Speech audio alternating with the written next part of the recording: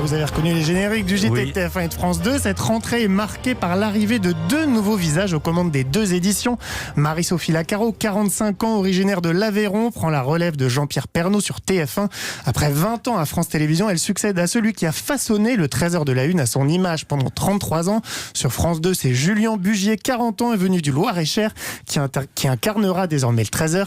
Éternel joker jusqu'ici, il prend la relève de Marie-Sophie Lacaro, qui était aux commandes depuis 2016. Bonjour Louise Bernard. Bonjour à toutes et à tous. C'est le duel de la rentrée qui commence ce midi, mais ça fait quelques semaines déjà que TF1 et France 2 se livrent une bataille d'images. Oui, une campagne de communication intense pour imposer leur nouveau présentateur de 13h. Campagne qui continue dans la presse aujourd'hui et même à l'antenne d'Europe 1, on l'a entendu. Nombreuses interviews à la presse avec Confidence, couverture de magazines télé, spots publicitaires et même un nouveau slogan pour Julien Bugier. Vous allez aimer déjeuner avec lui. Les deux présentateurs soulignent au passage leurs origines régionales. Et pourtant, les deux nouveaux rivaux appartenaient encore à la même rédaction. Il y a quelques semaines, ils avaient présenté ensemble des éditions spéciales. Même, ils s'entendent bien, ils ont beaucoup de respect l'un pour l'autre et ils ne s'en cachent pas dans les interviews d'ailleurs qu'ils ont données ces dernières semaines.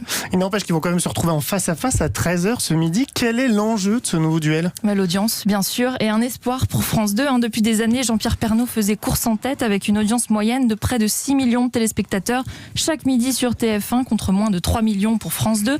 Alors forcément, le départ de Pernaut pour France 2, c'est une opportunité de tenter de réduire cet écart. On aura des nouveaux présentateurs, mais est-ce que ça signifie qu'il y aura des nouvelles formules de CJT ? Non, aucun changement majeur sur les deux chaînes. Quelques ajustements seulement du côté de France 2. Le début du journal, il restera tourné vers l'actualité. En revanche, c'est sur la seconde partie. Julien Bugier s'intéressera davantage au patrimoine, à la santé, à la consommation, avec une promesse, plus d'humain, plus de proximité, en étant tourné vers les régions, mais de manière plus moderne qu'à TF1, m'a-t-on expliqué chez France 2. Pas question de parler uniquement de tradition. Julien Bugier préfère miser sur la France qui bouge, c'est son expression. Il compte développer l'interactivité avec les téléspectateurs grâce à deux nouvelles rubriques. La première, ce sera derrière vos étiquettes. Ça répondra aux questions envoyées à la rédaction sur un produit de consommation. Et l'autre, une idée pour la France, ça mettra en avant les initiatives positives envoyées par les téléspectateurs. Et hasard ou non, TF1 a également lancer la bonne idée, une nouvelle rubrique interactive elle aussi. Les téléspectateurs pourront indiquer les idées qu'ils ont découvertes autour d'eux et qui mériteraient d'être dupliquées ailleurs en France. Ça ressemble beaucoup à ce que fait France 2.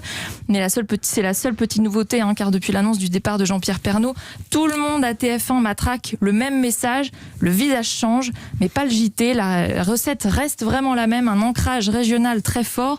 D'ailleurs, Marie-Sophie Lacaro a fait le tour des bureaux de TF1 en région ces dernières semaines pour rencontrer tous les correspondants.